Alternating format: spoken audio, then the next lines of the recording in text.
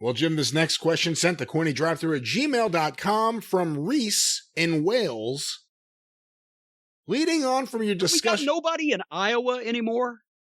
Leading on from you discussing how you would have tried to pitch Adam Cole to Vince, I was wondering how you would have tried selling FTR to him. Oh, God. That actually would have been a longer road to hoe.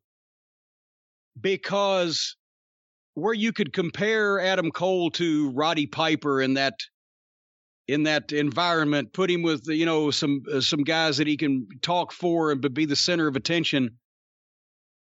I mean, I would compare FTR to Tully Blanchard and Arn Anderson, but that wouldn't necessarily warm the cockles of Vince McMahon's heart. They were there for a year, yes, but he didn't get... he never featured wrestling heels. So I don't know exactly anyone that you could compare them to that he would have a fondness for in his heart. It wouldn't be the same as us old-time NWA fans or people who are fans of great wrestling matches. I would have just gone straight ahead and say, look, not only are they on point with everything, but they make everybody else they're in the ring with look better. And even Vince would know that a wrestler takes longer to get over than somebody who has a striking visual appearance or has, some kind of unnatural size or look or whatever.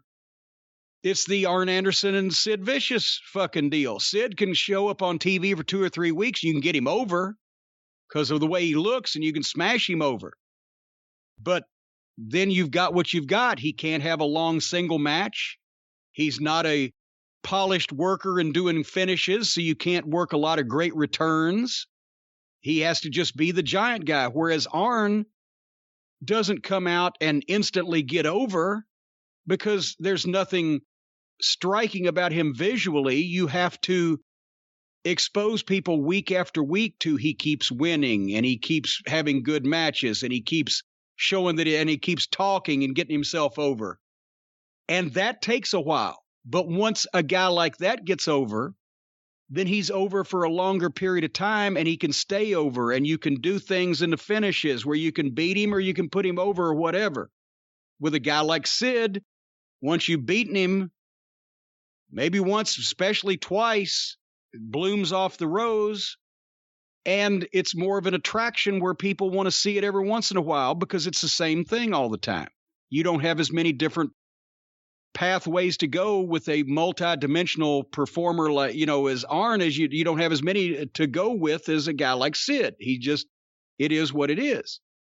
So for people, whether it be Vince or whether it even be, apparently Tony Khan needs to be sold on FTR now. Now they've started to get a little TV time. It only took a year and a half. But a lot of times, even people who should know, like Vince, or who shouldn't know because he has no experience to know, like Tony Khan, don't understand it takes longer to get a wrestler over than it takes to get an attraction over. But once you do it, the wrestler stays over longer than the attraction. He's got better will with the fans in their minds. And that's why when you're trying to get a wrestler over, you have to put them on at the start every week, either working or talking or maybe both.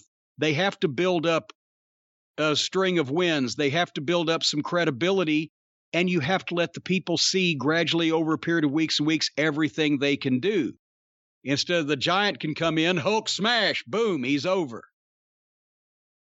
But that's what, if you just go by what the quarter-hour rating is for, one particular show and say, okay, well, I want to put all the people who did great quarter-hour ratings, I'm going to put them on all the rest of the shows. Well, then you've just got, in most cases, the shit that he's been stuck with for a long time now. We're pockets because he was a two dogs fucking on the side of the road attraction at the start, did a big quarter hour. So you put him on all the time, but it's the same dogs that fuck the same way, doggy style. There's nothing different about it. It's the same fucking thing. It's a one-note joke, and the quarter-hour ratings don't go anywhere because they've seen it. That's the difference. If you just go by the ratings of people when they first pop up on a program, then you're pushing a lot of the two dogs fucking attractions, and you're not getting guys over for the long run that are the backbone of the card that features those attractions. But what do I know?